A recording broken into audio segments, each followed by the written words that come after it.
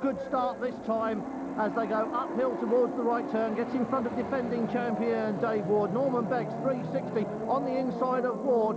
Very determined, very aggressive driver Norman Beggs, but so too is Dave Ward, coming down towards the breaking point. Warner locks up the front of the 911, that's fairly typical. Oh, and that's not. Ward taps him as he goes through on the inside. Coyne goes through in the Fiesta as well, and that's Mike Dresser behind, looking for a way through. Mike Warner again after 24 hours in trouble at the start of another race, and you can see him limping round now. Beggs goes through, Dresser goes through, they're all on the way up past Mike Warner in the 911. Up front that was Dave Ward. It's not Dave Ward. Dave Ward in second place, and through into the lead has gone Mike Coyne, and you can see that little courser showing signs of damage, and Norman Beggs zeroing in from behind in third place. Has got second place. We've lost Dave Ward. He ran wide out of that corner there, and I think he called it a day. He tapped the 911 fairly hard, and he's now gone missing, so it is up front at the moment. Mike Coyne there, he is 451 in the Fiesta. Behind him, but for how much longer, in second place is Norman Beggs in the Astra.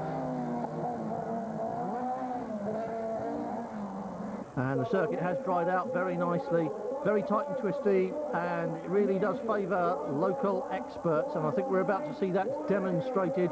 Norman Beggs chasing after the Fiesta, chasing after Mike Coyne, and those two have pulled away from the rest of the field.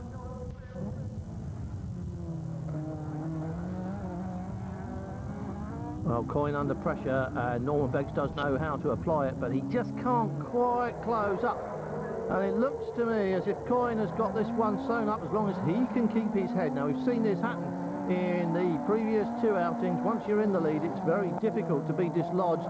That's one of the things about Mondello Park.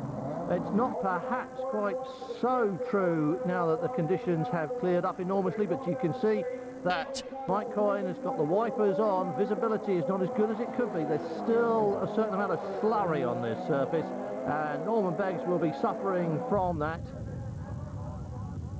But he is zeroing in on the Fiesta, and it's possible that that left front of the Fiesta is a little bit flatter than it could be. That's certainly a lot flatter than it's meant to be. It's still going, but it's in trouble. Well, what a shame for Mike Warner and the 911. Had a very unlucky weekend here in Ireland, both halves of it, but still running this time around, and still leading 4-5-1 is Mike Coyne, with Norman Beggs behind him in second place. And the gap looks fairly steady. It does look as if Coyne's got it pegged, and he is definitely managing that gap, but Norman Beggs really on a charge now. Norman Beggs knows that they are running out of laps on which to try it, and he is indeed closing in. He is giving Coyne lots of runs down the outside, brakes hard, turns in, spins it, he's on the grass, backs it into the tyre wall. Well, it was now or never, and the answer was never for Norman Beggs. Tried it and it didn't come off. He's dropped at least 2 places. Here it is again. Just goes for the late braking manoeuvre, but it was too late for Norman Beggs. Didn't have a hope, not even with the handbrake, of turning it. And it's all over and done with. So Norman Beggs drops out of contention, and Coyne heads on towards the checkered flag.